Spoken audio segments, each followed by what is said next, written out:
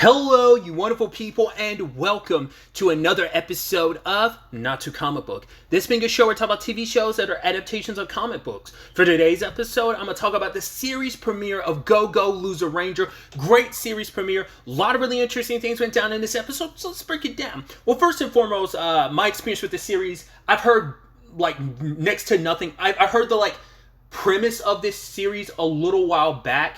But I've never actually read the manga, so this anime is going to be my first introduction to at least, some aspect of the story. But because I've talked about this before, I went into this hearing the series is kind of like The Boys, not like as wild as how Heroes, and if you're familiar with The Boys, whether this comic or the TV show, but it's like the whole element of heroes aren't the good guys you think they are. I went into knowing this premise. I knew it wasn't. I'm sure they're not as bad as the Seven. I'm sure the Dragon Keepers are not. If you've seen The Boys, you know how bad the Seven can be in general. So I thought that, but I went into this knowing that premise, and I thought it was such an interesting premise, especially when you put a Sentai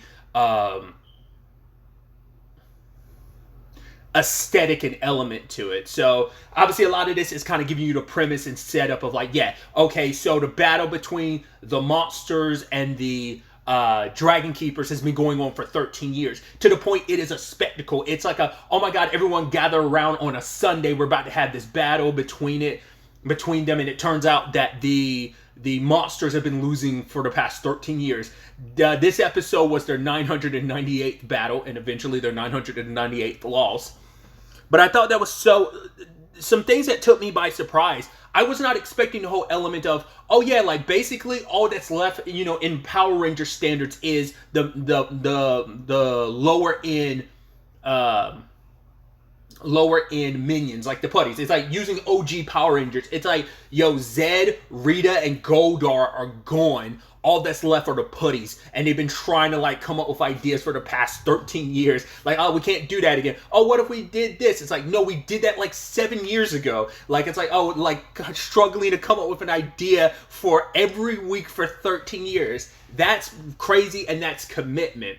And that's the thing, they came into this with a mission of, world domination, but even to the point, one of them brings it up, Fighter D brings it up, and they laugh at him. It's oh my god, haven't heard that in so long, because they've resigned themselves to, this is who we are, we're always meant to lose. It's also how we survive. There's some, obviously it's funny, but it's also just a sadness to it. We have to play this role. I mean, it's once again, we're kind of the bad guys. We're supposed to be the monsters, but we take the loss because we can't beat them. The head honchos are dead, which I think is so interesting, considering our quote unquote putties are called dusters, because they can shapeshift into different stuff. They're not dead.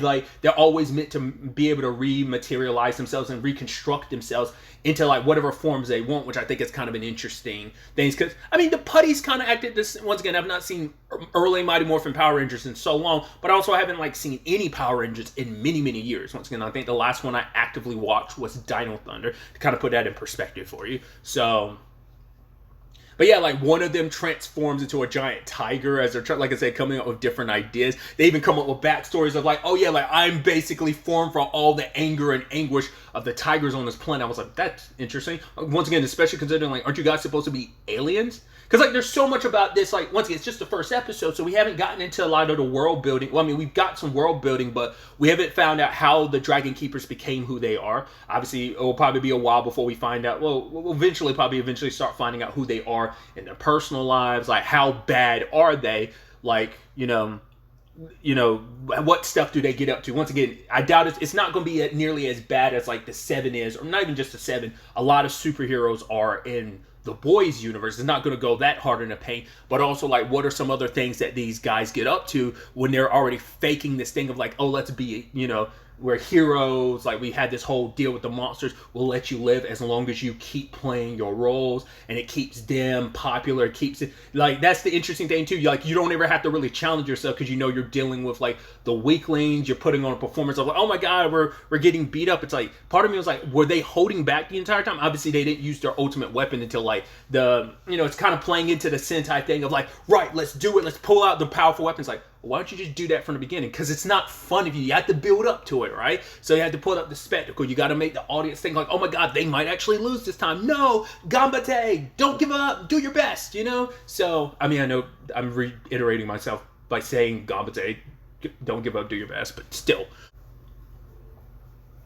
Well, once again, it's all a show, so you have to put on the best performance. You have to sell it. But like I said, most people have just kind of given up, even to the point that they're like, "Oh man, I can't wait." Some of the other fighters are like, "Man, I can't wait to hear like what your speech is for this week." He's like, "Actually, I didn't come up with one." It's like, "Well, just say something generic like, oh, I'll remember this," and just like, you know. But amongst their ranks, like some have, once again, everyone's just kind of just accepted the role except for D. He's like, nah, like why are we accepting defeat? We're just accepting defeat before we even get out there. This could be the time. This could be our chance to fight back and like change things.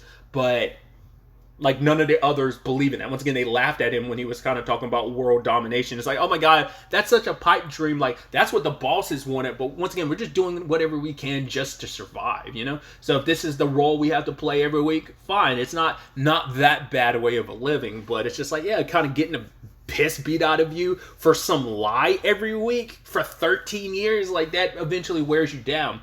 There was even this comment from like, oh, once D didn't come back, like one of the other fighters was like, yeah, like that happened. So it seems like there have been other dissenters who just like eventually get tired of it and just kind of like, right, we'll go off. Because once again, they are shapeshifters, so they can appear whatever they want to be. Because when we got first introduced to D, like when he was in his human form, I was like, isn't that supposed to be him? But I was like, is that what they look like underneath? But it's like, no, their duster form is what they really look like. They can just like kind of rearrange like their body, like the particles of their bodies to be whatever they want to, whether it's one of the monsters or whether it's like D looking like a human.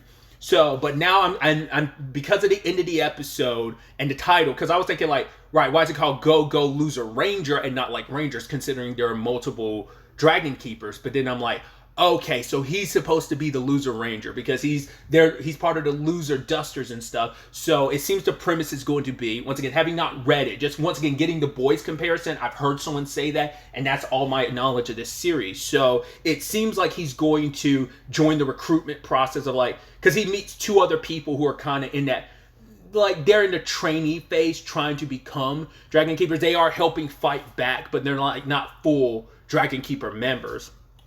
So it seems like he's going to join that recruitment program and try to work his way up, kind of like probably learn as much as he can, get stronger. Because it's like, right, to know thy enemy, become thy enemy. So by becoming them and getting to learn more about them, he's not only going to get stronger, but he'll also be able to find the weaknesses to use to ultimately defeat them and take over the world. It seems like, I mean, once again, we don't know how big the organization is. We know that the Dragon Keepers are on top, all 5 of them, but we have no idea like how many trainings. Like I said, we got introduced to 2 this episode, but there's also like one we saw in the flashback. Because I think it was like, was it F, I want to say, who was kind of like talking about like how he was kind of being beat up, but then there was actually a little kid cheering him on, telling him Gambate, and he's like, honestly, I know it's kind of stupid, but he's like, honestly, it kind of got me hyped. And even, I love that, like, D felt like he was going to have his moment. He's charging up, and but then you see, like, he's just running, like, like, you know, and he's struggling. And the Red Keeper takes him on himself. And he's like, right, like, I admire your stance, but, like, yo, like, know your place. Die and go back up to, like, the fortress and wait till next week. But, yeah, D's not having that. It's like, nah. I'm going to I'm gonna figure this out, and I'm gonna strike when I'm ready. I'm so curious, is he going to run into any of the other Dusters, like those who've disappeared? Like, what are they doing? Are they just living regular lives? Did they become like? Did some of them become like salary 9 to 5? Well, I mean, I can't say 9 to 5. I know that's like the standard job hours here in the U.S. I don't know what the standard job hours are in Japan, but like, you know, just a salary man type of job. Like, are we going to find people like that, stuff like that? I think that's going to be interesting to kind of see those. But like I said, I'm really interested to kind of learn more about this world. Like I said, like understand who these keepers are. Like is there powers, like some supernatural powers they got? Like, is it purely tech based?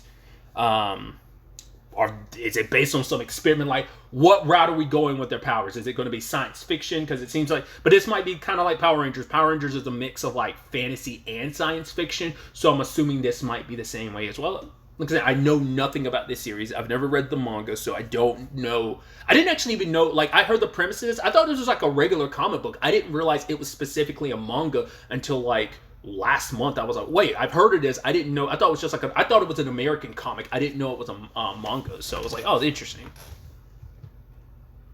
I mean, man, it kind of makes sense because obviously, like, didn't like, obviously, like, I grew up with, like, Mighty Morphin Power Rangers, obviously that being, like, the American take on it, you know, but I'm like, Sentai, I mean, like, obviously it's Sentai, so it started in Japan, but, like, I think all of that did start in Japan, so it makes sense for, like, for this series. It's just such an interesting, like I said, really interesting premise, and, you know, once again, like, you're bad, like, following the bad guy who's kind of sort of the good guy, and I'm curious to see, like, obviously he's going to be, like, sitting around other people, and just, it's going to be interesting to see Fighter D's, like, journey through all of this. Is going to be really, really interesting to see. But like I said, I just, first episode, obviously I'm getting to this late. The second episode is already out this week, so I'm excited to jump into that immediately after this, because I'm so excited to see where this goes.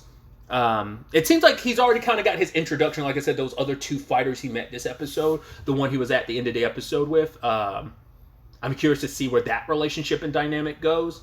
Like, you know, once again, that thing of, like, oh, you're getting close to these people that you're ultimately going to end up betraying, but also what that journey looks like. It's like I'm interested to see, just kind of soak it all in to see where all of this ends up taking us. Really, that's all I wanted to talk about. Till the next time we meet, be happy, be safe, live life to the fullest, and enjoy it. Good day, and goodbye.